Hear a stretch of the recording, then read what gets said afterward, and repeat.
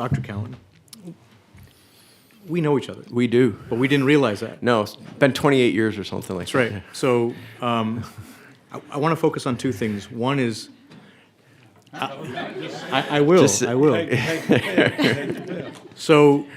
I want to talk about this idea. I want to go back to this agnostic piece, because what I think you said was you started off agnostic, and then the research led you to take a certain position, Yes. right? And so The record shows I'm the author of 2 studies that show positive results for vouchers. They're Right. just more than a decade old. Yeah. Right. So you started off thinking that they might be okay, and Yeah. then over time, Yeah. the data had you change your mind, or Yes, sir. caused you to change your mind, and that must be why you teach at Michigan State now, which is the enemy, right? So we knew each other at the University of Michigan, just the chief athletic rival to, yeah. I was his RA. He was. We just Yeah. realized this. Yeah. 1997, sir. Stop that. Yeah, it's not a comfortable place to be in, if I'm honest. I mean,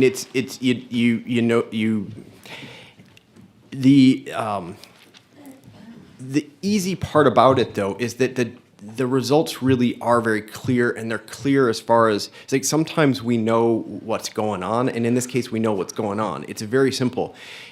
The voucher idea is just yet another policy idea, and I also, in other public commentary, have said that there's not a lot about this bill that's particularly, not this bill particularly, but the idea that's very different than any other policy area. And one of those things is that it becomes very, very difficult to scale fairly radical new ideas. And this is whether they come from progressives, liberals, the left, the right. And this is just one of those ideas that worked when you're talking about a handful, several hundred kids in a Milwaukee, maybe in a Cleveland, maybe even in Washington, D.C. more recently. It's just that, and that was because there was the capacity in those cities with a handful of private schools, hand-recruited by advocates of these organizations that were really good schools, to come in and make good faith efforts to take those kids, educate them, and work with them. The difference, though, between then and now is that now we're past the trial stage. So if I may, think of it this way. Imagine that 30 years ago, in clinical trials, a vaccine showed small positive health effects for kids to whom that vaccine was administered. And then more recently, when that vaccine was taken out of the lab and given to the general population over the counter or even the prescription, so not for a few hundred kids using the vaccine, but several thousands upon thousands of kids using the vaccine, the health effects became negative and in some cases even atrocious. None of us would say, most of us wouldn't, I wouldn't say, well, the pilot studies 30 years ago showed positive effects, so let's just ignore all the negative health effects of the kids when we scaled it up in the general population. Let's just hang our hat on the pilot laboratory settings. None of us would say that if it was a medicine, but that's kind of the logic of the way the studies have gone when it comes to vouchers, is let's focus on the results 30 years ago when you and I were in college together instead of 8 years ago or 6 years ago. Right. Thank you so much for reminding me that I'm almost 50. But I want to, so to that point, I want to get to this other piece, because I don't want it to end up on a 3-second YouTube clip or Instagram clip or a tweet. And that is that when you talked about the uptick that existed, you're saying the uptick only existed after a significant defunding of the public schools. So the uptick looked like this. That's the It's not this, it's So the distinction between the analogy I drove with the laboratory results, that's the kids who use vouchers to go to a private school. The tiny uptick that you're asking about now and that Representative Frank asked about is what's called the competitive effect, the impact of introducing vouchers threatening funding loss to public schools, and the tiny uptick on kids in those public schools who remain. And then one last question. There was a conversation about special needs children and the schools that can or are willing to serve them.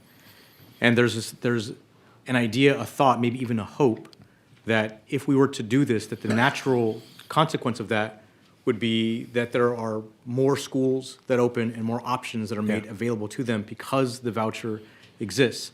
I don't know whether that's true or not, and I'm wondering if your research has told you anything about whether or not that phenomenon So- happens or if it doesn't. It hasn't happened yet. The most successful voucher systems generally have been the ones that are very, very precisely targeted to students with special needs and only students with special needs, particularly for to attend the types of providers that were discussed in previous testimony, say a school that specializes in hard of hearing or severe autism or something like that. What has happened is that you do get what are called pop-up schools, kind of fly-by-night schools that come and flood the zone, flood the market when you do introduce these dollars. This is, again, a phenomenon that happens across different policy areas. It's not specific to education. Public dollars turn on, and all of a sudden, everybody has a service they're going to provide on the public dime. That's what happens in the education space, too, when vouchers come to town with these pop-up schools. They are also helping to drive, by the way, those negative results. So they're not these classic academies that have been around for 20 years serving kids. It's hard to run a school. As anyone here probably in this room can tell you, it's expensive to run a school if you're doing it the right way.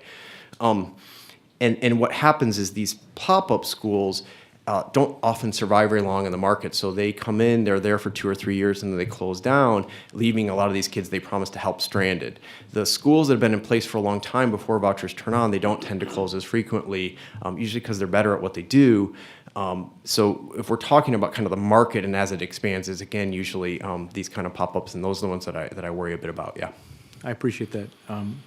It's good to see you, Dr. Cowen. Yeah. Thank you, Been Chairman. a while.